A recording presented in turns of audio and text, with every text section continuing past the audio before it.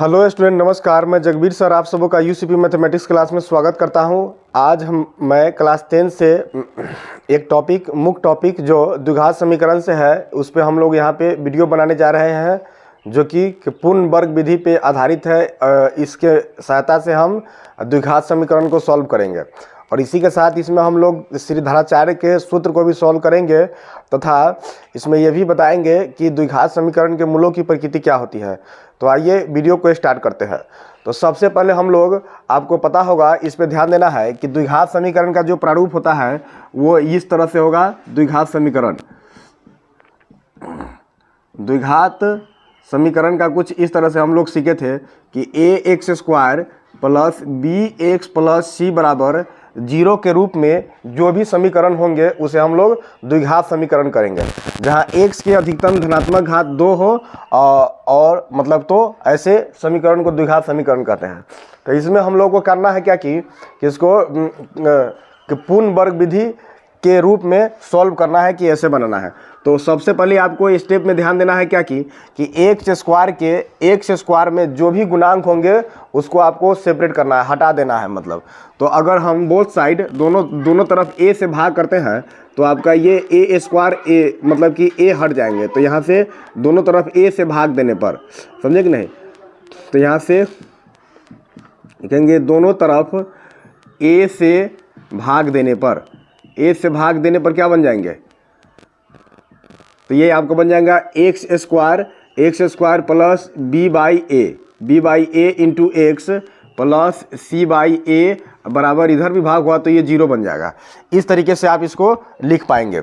उसके बाद हमको करना है कि ये जो आपका हो गया कि पूर्ण वर्ग विधि, तो हमको वर्गों के रूप में तैयार करना है। तो हमको ध्यान देना है कि बीच वाला जो टर्म है इसको 2ab के रूप में सेपरेट करने हैं। तो ये इसको हम लिख पाएंगे x² प्लस, अगर 2 लिखते हैं तो a का मान आपको x दिखाई दे रहा है a, और b का मान आपका क्या हो जाएगा b बाई a। तो इसको हम क्या लिखेंगे 2ab। तो ये 2 जो एक्स्ट्रा मल्टीप्लाई हुआ है तो यहाँ पे हम लोग 2 से यहाँ पे डिवाइड कर देंगे, तो और फिर इसको सेपरेट करेंगे तो उतना ही मिल जाएगा। उसके बाद क्या करना है, अब आपका बन गया a² प्लस 2ab, ये आपका पूरा b मिल रहा है। तो यहीं पे हम क्या करेंगे b/2a का होल स्क्वायर ऐड करेंगे, और आपका जो ये मान है c बाई ए, इसको दूसरे साइड में, तो बराबर के दूसरे साइड भी आपको सेम मान ऐड करना होगा। b/2a का होल स्क्वायर, ये इसको लिखेंगे तो c/a बन जाएंगे माइनस में। इस तरीके से आप इसको सेपरेट कर पाएंगे। इसको बारीकी से समझना है। अब ये जो फॉर्म आपका बन गया 2ab का, मतलब इसको हम लोग ब्रैकेट अंडर कर देते हैं। अब a² plus 2ab plus b², इस पूरे को हम लिख देंगे a प्लस b का whole square. x plus b का मान क्या हो गया b/2a का होल स्क्वायर बराबर, इसका होल स्क्वायर अगर किया जाए तो बन जाएगा क्या b²/2 2 दूना 4, यहाँ पर हो जाएगा 4a² माइनस c/a। ये आपका दूसरे साइड में बन रहा है। अब इसमें क्या करना है, इसको कुछ स्टेप हमको सॉल्व करने हैं। तो इसका अगर एलसीएम ले लेंगे तो क्या हो जाएगा, तो बन जाएगा 4a²। अगर 4a² को भाग करते हैं तो क्या बनेगा b² माइनस a से, अगर इसको यहाँ पे भाग दिया जाए a कैंसिल होगा तो यहाँ बन जाएगा 4ac। ये आपका यहाँ पे तैयार होकर आ रहा है b² माइनस 4ac। उसके बाद क्या करने हैं कि ये जो आपका जो स्टेप है x प्लस b/2a का होल स्क्वायर, ये आपका जो ये स्क्वायर है दूसरे साइड में वर्ग बन जाएंगे, तो मतलब कि वर्गमूल बनेगा। तो लिख सकते हैं x plus b/2a equal to root under b² minus 4ac by 4a²।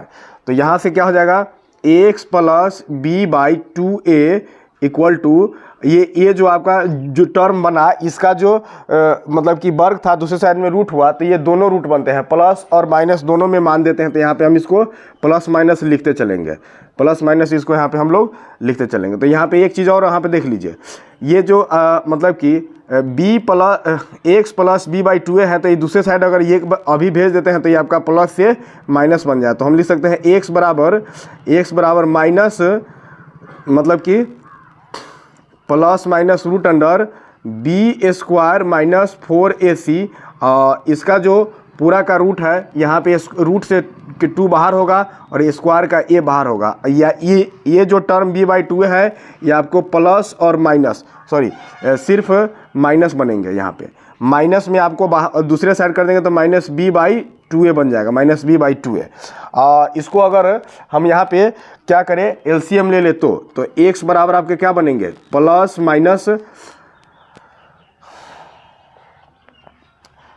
Minus तो है ही, मतलब कि इसको इस तरीके से सेपरेट कर लिया जाएगा तो यहाँ बन जाएगा √b² - 4ac बाई पूरा का एलसीएम अगर ले लिया जाए तो 2a बन जाएंगे, 2a। यहाँ पे सेम नंबर है तो यहाँ पे b बन जाएंगे, b बन गया।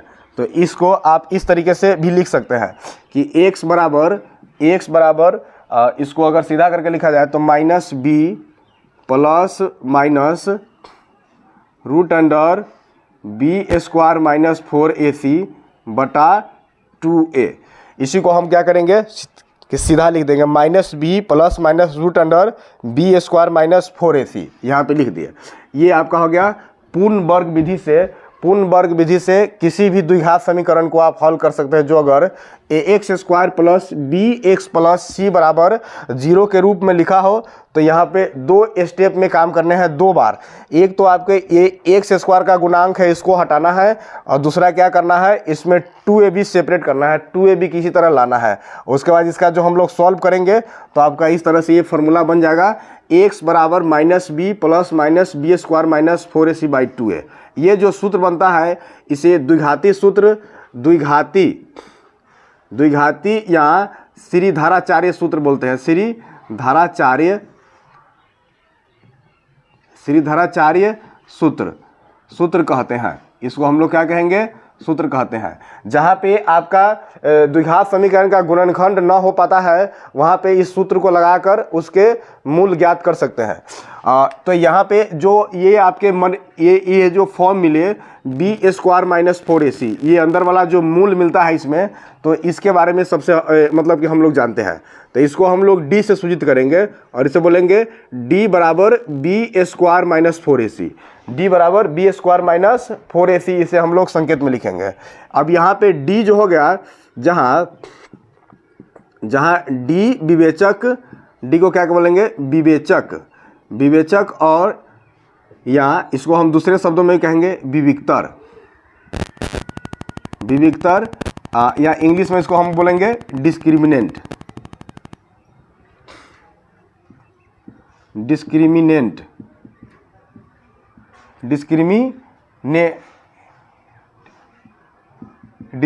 कहते हैं। डी क्या कहलाएंगे, यहाँ पे विवेचक कहलाएंगे। या अब इसके बारे में क्या है, यदि आपको पता है कि जब किसी भी संख्याओं का हम लोग वर्गमूल ज्ञात करते हैं तो उसके मान कैसे होने चाहिए, धनात्मक होने चाहिए, ऋणात्मक नहीं होने चाहिए। जैसे आपको कहा जाए कि अगर कोई नंबर्स दिया हो -1 √-2 √-3 √-4, इस तरीके से लिखल है, तो ये मतलब कि संभव नहीं है, इसका वर्गमूल ज्ञात करना संभव नहीं है। मतलब ये संख्या जो बन जाएंगे अभी क्या बने, ये अपरिभाषित हो गया, मतलब इसको हम लोग डिफाइन नहीं कर पाए, तो इसको बोलते हैं अवास्तविक संख्या जिसका वर्गमूल ज्ञात न हो, अर्थात ऋणात्मक संख्याओं के वर्गमूल ज्ञात न हो। तो इससे हम लोग द्विघात समीकरण के मूलों की प्रकृति ज्ञात करेंगे। तो द्विघात समीकरण के मूलों की प्रकृति बेसिकली हम यहाँ पे कि 3 तरीके से लिखेंगे, समझे। तो द्विघात समीकरण के मूलों की प्रकृति, तो यहाँ पे कंडीशन नंबर 1, यदि d का मान 0 हो, d का मान 0 हो तो यहाँ से क्या हो जाएंगे, तो उस स्थिति में आपके दोनों बराबर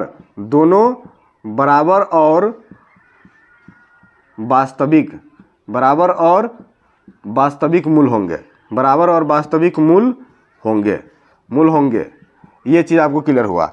दूसरा यहाँ पे कंडीशन, यदि d का मान ग्रेटर देन 0 हो, d का मान ग्रेटर देन 0 हो मतलब पॉजिटिव नंबर हो, धनात्मक संख्या हो, तो उस स्थिति में हम कहेंगे कि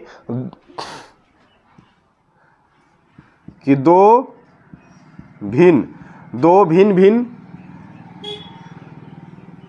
भिन्न भिन्न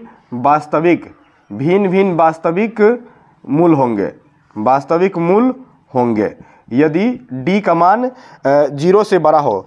और यदि यहाँ पे कंडीशन नंबर 3 में कहा गया कि d लेस देन 0 हो, d यदि लेस देन 0 होगा मतलब कि d का मान क्या हो जाएगा, माइनस में हो जाए, मतलब जब वैल्यू निकले तो माइनस में हो जाए। तो उस स्थिति में हम क्या कहेंगे, d लेस देन 0 हो तो कोई मूल नहीं होगा, इसको बोलेंगे अवास्तविक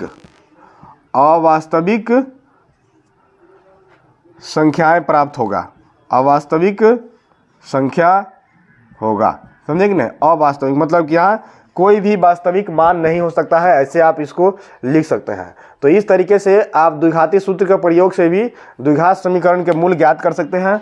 यहाँ पे इस रूप में अगर लिखा जाए तो हमने इस तरह से इसको सिद्ध करके आपको दिखाया कि x बराबर माइनस बी प्लस माइनस ये बी स्क्वायर माइनस 4ac। यदि इस फॉर्मूला के हेल्प से डायरेक्ट आप द्विघात समीकरण के मूल निकालेंगे तो इसको हम डायरेक्ट बोलेंगे द्विघाती सूत्र। और द्विघाती सूत्र में बी स्क्वायर माइनस 4ac उसके मतलब कि गुण बताएंगे कि ये आपके द्विघात समीकरण के मूल क्या है, मतलब क्या इसके प्रकृति है।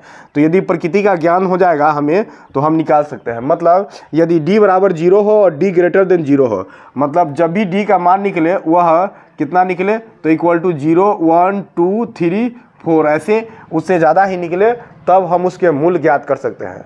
तो आज के इस वीडियो में इतना ही। अगले जो एक्सरसाइज में हम लोग चलेंगे तो उसमें इससे संबंधित प्रश्नों को हल करेंगे। तो मुझे आशा है कि आपको वीडियो समझ में आ गया होगा। अंत तक वीडियो को देखने के लिए दिल से धन्यवाद। नमस्कार।